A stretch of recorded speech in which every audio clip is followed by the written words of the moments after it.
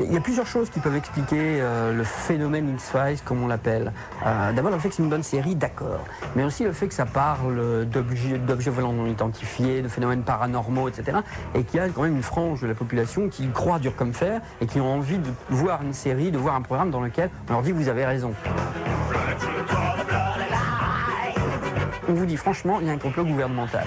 Donc ça joue sur la paranoïa, ça joue sur un petit peu le côté JFK, vous savez, ce genre de choses, à savoir que le gouvernement est pourri, que le gouvernement nous fait des choses face à nous. Il y a un réseau X-Files sur Internet qui est assez développé. Il y a des milliers de gens qui tous les jours dialoguent et qui se racontent des histoires, qui se disent mon Dieu, qu'est-ce qui s'est passé Mulder et Scully vont-ils enfin faire quelque chose ensemble? Vont-ils trouver la vérité? La réponse est ailleurs, forcément. Pour le mec qui est vraiment complètement accroché à une série, parce que la série a un univers en tant que tel, parce que la série est différente des autres, etc., Internet remplace le fanzine ou remplace la réunion de fans qui avait lieu dans le quartier, etc.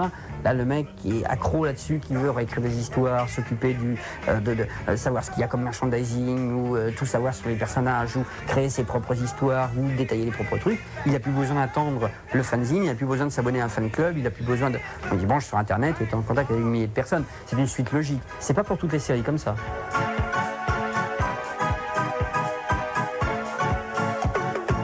Il y a plein de choses intéressantes sur Internet qu'on ne peut pas voir dans la série.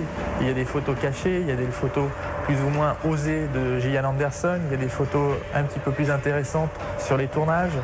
Il y a beaucoup de choses que l'on peut voir sur Internet qu'on ne voit pas dans la série. La vérité est à notre porte. Ce qui a été traduit faussement en français par la vérité est ailleurs. Elle n'est pas ailleurs, elle est là.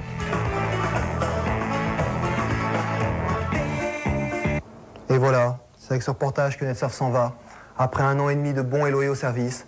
Mais nous reviendrons probablement en septembre avec un nouveau concept, Net Music, et en attendant, plus de 3615 Minitel rubrique net, plus de serveurs web, c'est la plage, la défonce, on y va, fini le web. Ah, ciao.